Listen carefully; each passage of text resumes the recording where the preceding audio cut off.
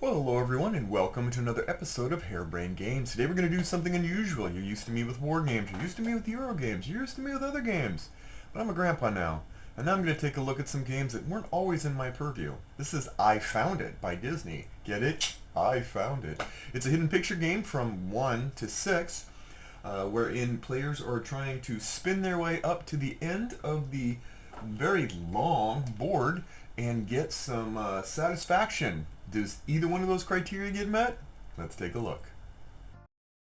Okay, let's take a look at what comes inside I Found It. This has a, get ready for it, a 6-foot long board. That's right. It doesn't even fit on my table. It comes in 3 sections that go together like a puzzle piece, and you'll notice it has a long track with a whole lot of variety in the various pictures. You also get a spinner, which will be important when you're spinning, because you can't really spin without a spinner, right? These rings, which will be used to identify certain objects in the world as they are spied upon in order to advance yourselves on the track. You have a variety of different objects which can be found in the world if you search deeply enough in order to make your way. You have 6 characters to choose from some of the older classics to the brand new ones, Frozen and Moana. And you have a timer filled with sand. Yeah, fantastic. All right, let's go into an example of play. Right, and I Found It, the hidden picture game. The object of the game is to win. How do you win? By scoring the most, I'm kidding, not victory points.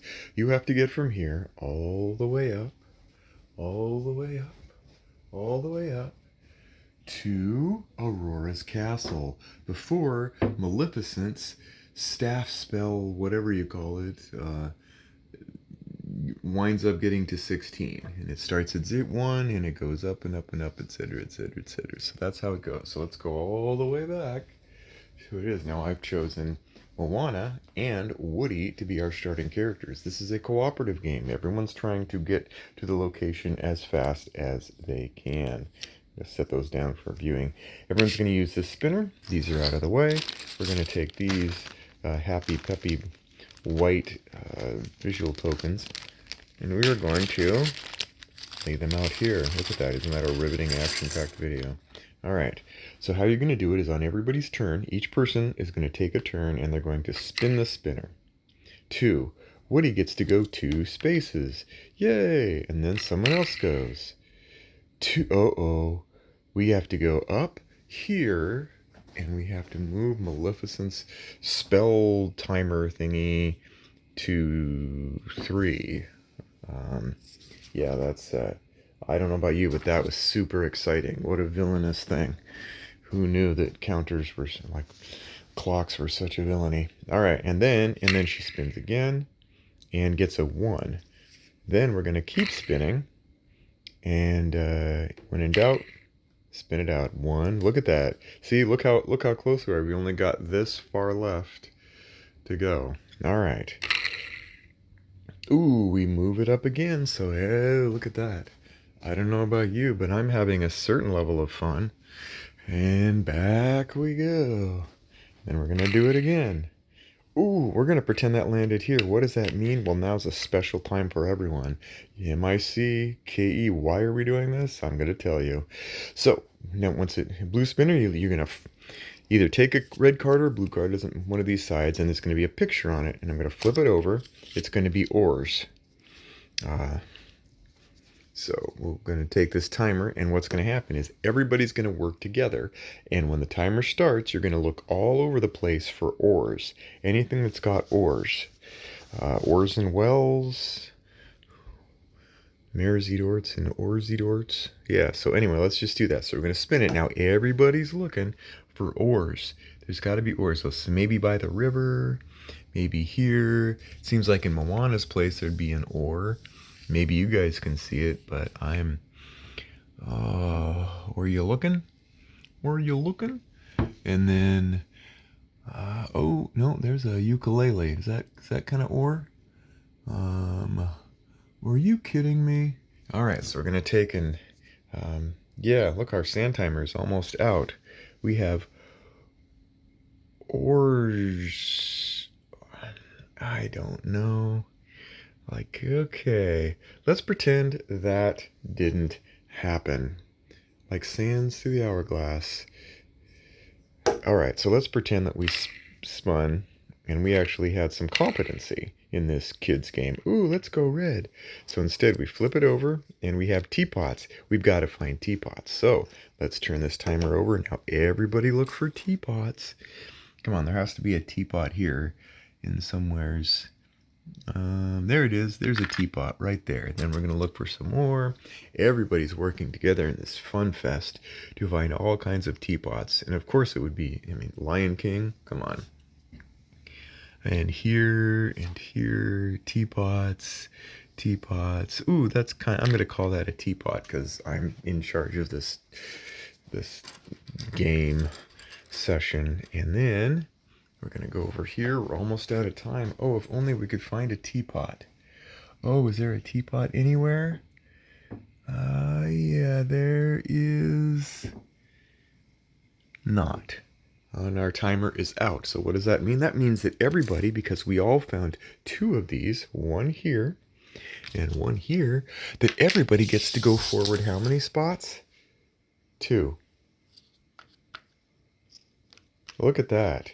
And look how much closer we are to getting to the end of this journey. And this is going to go on and on and on. Ooh, 1, 2, 3, 4, 5. I get to choose which way. 6. And if I happen to land on a 1, I get a special opportunity to go all the way up here. Now I'm only super far away still from the end of this game. And that's what's going to go on. And everyone's going to make their way up this journey. And then they're going to stop for lunch, probably pick out a movie, go outside, play a game that's actually like interesting. And then they're going to make their way all the way to the end. And if they can make it here, every single one of us, before Maleficent's clock of boredom gets to 16, or I punch my eyes out with a golden scepter, the game is over and someone wins and someone loses. Although, let's be honest, in this game thus far, everyone loses. Oops, I'm spoiling it. Anyway, that's the game. I found it. Now let's get into my oh-so-secret thoughts. Okay, final thoughts on I found it. I sure did. As always, we go over the pros first, then the cons, and then we go over my final thoughts. The reality is we're going to make the cons, or the pros, pretty darn short on this particular endeavor. But it is a Disney edition, and that means that there are lots of detailed areas of Disney art. This is an updated version that has Moana and some others. Some of the previous versions did not have that because they did not exist then. It's exquisite detail, just an immense amount of detail. Each of the areas is really bright and vividly evocative of that particular license or like theme. So Winnie the Pooh looks like Winnie the Pooh's forest. Moana looks like she's having fun out there on the waves and stuff. I do think that they did a really good job of evoking from the board the thematic presence of the various modern and ancient Disney characters. All right, that's it for the pros. Let's get into the cons. This game is scheduled for, it says 4 and up, and for 1 to 6. I don't know. I have played this in several different groups to appease those who, and again, I'm not a cranky old all games have to be a certain level of sophistication. I know that audiences require particular addressing in order to satisfy where they're at when they're at, particularly with kids. I think it was Robin Williams said that Disneyland to an adult was an amazing time, but Disneyland to a kid, with Mickey Mouse to a kid, was a 6-foot effing rat. And I think that this game is a 6-foot effing rat in regards to table presence for the most part. When you see this long 6-foot board that hangs off my seriously wooden kitchen table, it might seem like, oh, look at how much fun we're packing into this game. You're not. It's excruciating. My 4-year-old granddaughter looking at this game getting started, she was so excited with the artwork. We started with the card game, and I'm like, it's okay, it's a little bit disjointed, but it's okay. But she saw an advertisement for a 6-foot board, and it has one of her favorite characters, Moana, and Hee Hee or Hi Hi or whatever the chicken's name is. And honestly, when she saw it, she was real excited until she saw it set up, and then it was just, it's a 6 foot effing rat. Why?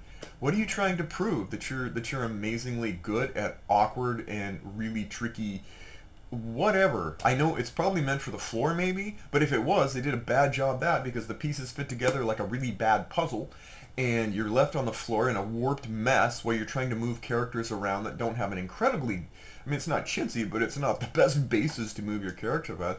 You know, on the table this inane oh my gosh. And then yeah, on the table when you're trying to flatten it, there's this maleficent staff clock or whatever timer or whatever thing that goes from 1 to 16 at the end, really hard to see, really, which I'm sorry I ever did anyway, for a game called I See It, I Found It, and yeah, whatever. But that's this rivet connects on the bottom, so you can't even lay it flat. It's warped no matter which way you go.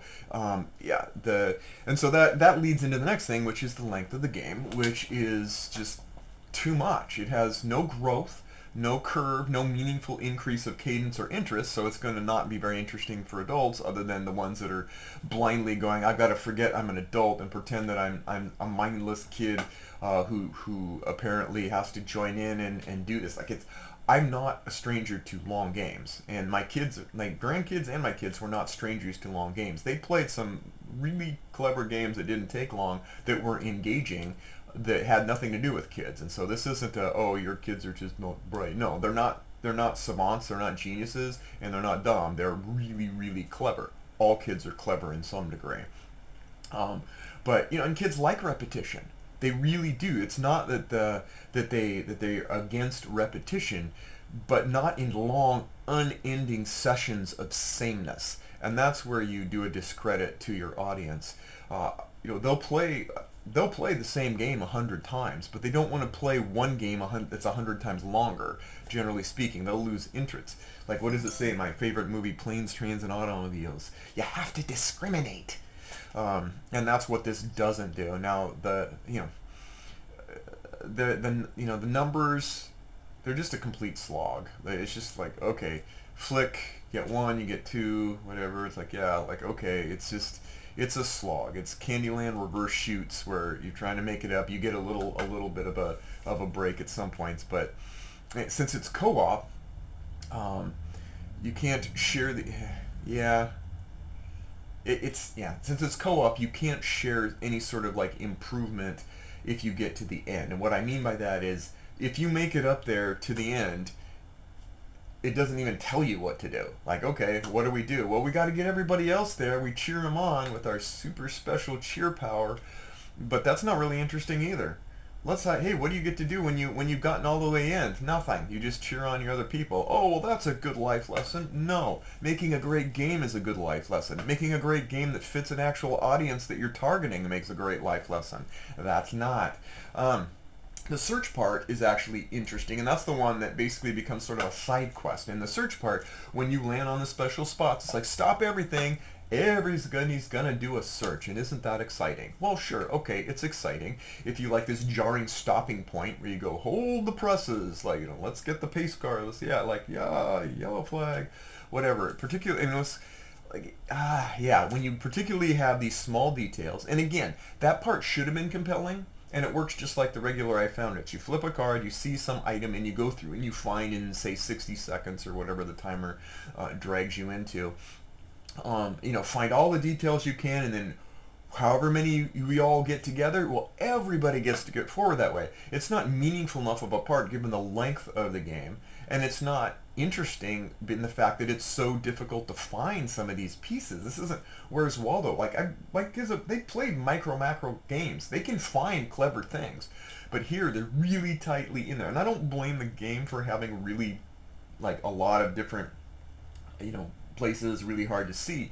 But now you go from flick to now we all got to go real fast and find this stuff. And then like, well, I just want to look in the Moana section. Well, I just want to look in this section. And it's, once it's, and then you have the opposite problem. Once they find them, then they're found. And sure, you've got a lot of cards to a point, and so once you played it enough, you probably will be like, yeah, I don't quite remember where they all are. But anyway, that's not as big of a deal. But the gain is almost negligible. Like you'll get 2, 3, 4. Everybody goes up 4. That's not a big number. It really isn't. It drags the game on longer. So not only do you have this 6-foot freaking rat to go up, you got to stop at checkpoints and look for stuff, which that part would be more interesting if they made it more interesting, or they had some sort of something, anything that's better than this. The enemy here is so abstracted. I thought I was missing pieces when, like, you gotta stop. Maleficent is heading to the castle. You must get there before her so you can greet her with cookies and Lucky Charms or something. I don't know. But I'm like, where is it? Where's this staff? Where's something? Where's anything? It's not there. Like, you're teaching these kids, you've got their little pieces, they're moving forward, they're going on, and like, there's no enemy, there's no conflict, there's nothing back there. You watch a kid, how many kid shows have no villain represented? They just happen to be a timer going down. Like, what a mess. The enemy is so abstracted as to be non-essential. All the enemy is just a dial that goes to 16. Little that you can barely see that just says, oh, she goes up 2. Oh, she goes up 1. What goes up 1? Nobody knows. There's no sense of suspension or chase or race. It's like racing a ghost car that has no actual, even spectral presence. And this is what kids are doing. Okay, Maleficent, somebody, can you go over there? Yeah, run over there. Oh wait, okay, you're at the end of the board. Go ahead and flick that another 1. Yeah, no, I'm not. This zero antagonistic presence means you have absolutely no interest or thrill or fun tension. She's catching up to us. Here's a game that does it right. Funko Games did or Prospero Hall did a game called Headless Horseman. This was almost the same thing, and it was $5, not 20. And again, it's only a $20 game, but a $5 game had a Headless Horseman that chased you from behind, and everybody saw it. Get it? They found it. And they were able to go, oh, we got to catch up. Oh, he's almost there. Oh, he catches up. Oh, we have a detriment. And they go forward. All of that tension, all of that stuff of having a visceral, actual enemy to everyone to band together and get away from is gone. It all just becomes abstracted into some stupid dial.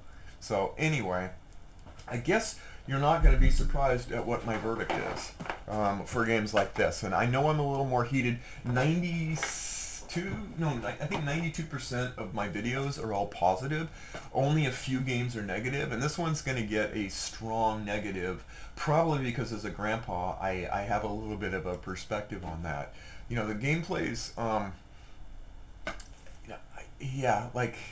again, the gameplay, we have covered a lot of different ranges of games and have played a lot of games, and I'm, having my eyes open. And again, my kids and my grandkids, they're neither super savants nor are they slouches. They're all smart. They're all aware. We have played some great games over the last few years. We played one of the best, and I'll do a review on that, and that'll be much more positive, I suspect. It's the Best Worst Ice Cream. They get it. They get it right.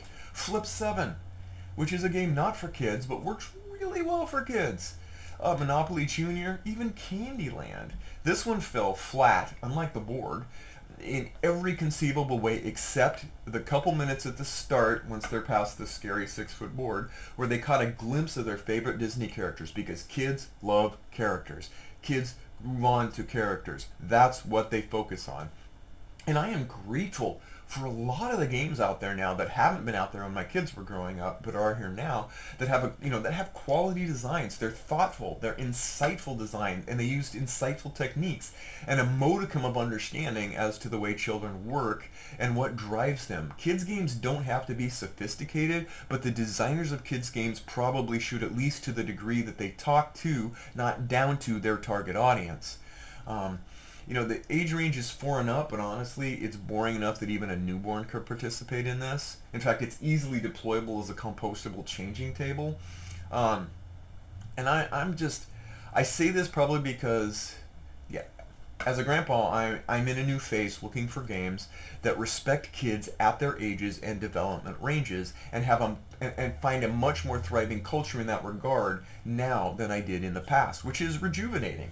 This is an exception to the rule, and that makes me happy.